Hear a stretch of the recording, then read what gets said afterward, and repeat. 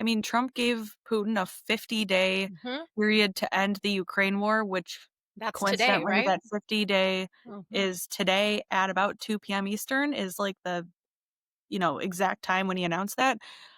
And I've had this weird feeling for a few weeks that I think we're going to do strikes on Russia. I don't know. I feel like we might. Oh, no, Either because that or Venezuela. no, I'm already working too much. This cannot happen. No, I Rachel's like, absolutely not. Do I not have fit my declared schedule. Amanda straight to jail. Everything in my brain tells me there's no way that would happen. Right. But I just have this gut feeling, and I'm like, I feel like we're going to do something. The fact that he and Caroline Levitt will not rule out American defense, like cooperation with the Ukrainians should the war end. And then Caroline Levitt was like, well, it would be air, it would be air stuff. I don't know. I think he likes the B-2s. I think he'd like to show them off more. I think we're really worried He about has one in China. his office now. Yeah, Oh, yeah, yes, you that's pointed that right. out. Like he likes those. He likes flying them around. He likes, like a 5-year-old we're talking about here. Like my daughter. But it's bigger than that. I mean, like people keep talking about like, the fate of Taiwan lies in Ukraine. I completely disagree with that. Totally disagree. Yeah, I completely disagree. And I actually think we want this war to end quicker so that we can focus on Asia.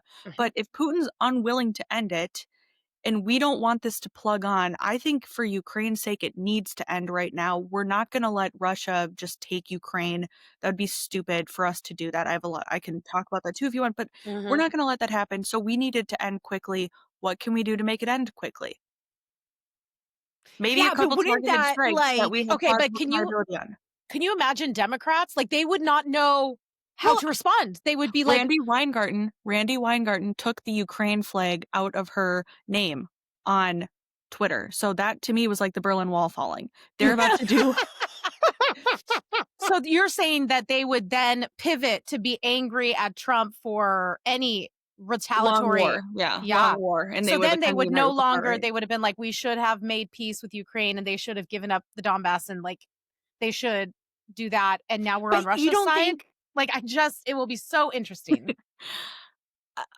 I mean, most Democrats weren't that mad at the Iran strikes. They were mad at the procedure. I don't know. This is my thing, okay? And I want people listening. Like, me saying this is stupid, okay? There's, like, not a world in which Amanda's like, I am smart. I am very smart.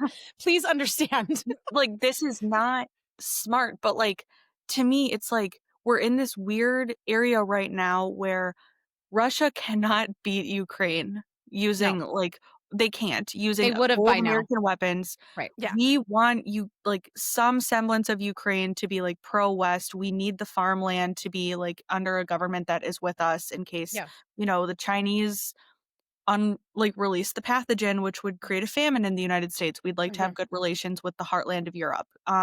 The mineral access, should China invade Taiwan and we completely cut off access to them, we're going to want access to rare earth minerals.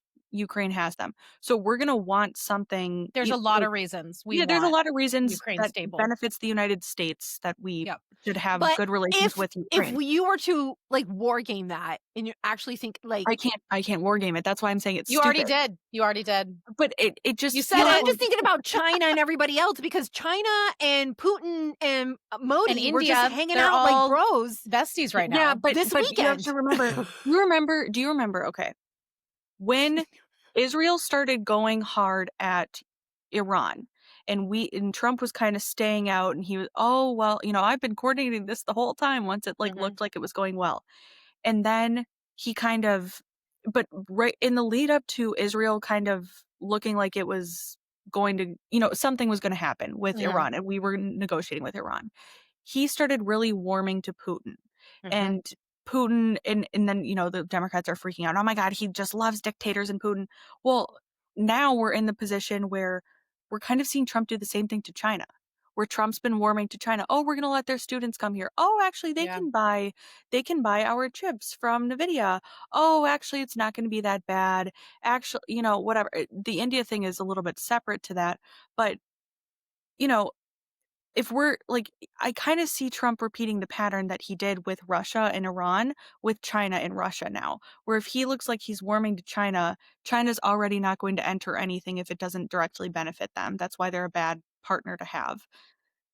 You So turn the you screws a think little bit if on Russia, but the only thing, it would have to be something super short and targeted that Mhm. the Europeans lead and stuff like that, where it's like, okay, end the war now. You know what I mean? Well, and can it be Yeah. as simple as Trump's just kind of ticked off that he's been telling the American people that he was going to end this and he has not been able to end it because Russia's not playing nice and neither's Ukraine really. I mean, they're both sitting and having their diplomats sit at a table and talk about peaceful, but they're bombing the heck out of each other. So it's kind of I can see Trump it being very simplistic actually, where he's like, I said this was going to end and now it's not ending. And like the media and Democrats are put the screws to him like, hey, buddy, you said you were going to and you haven't. Could it be as easy as he just is like, I got to do something because this isn't ending and I need to stop worrying about this?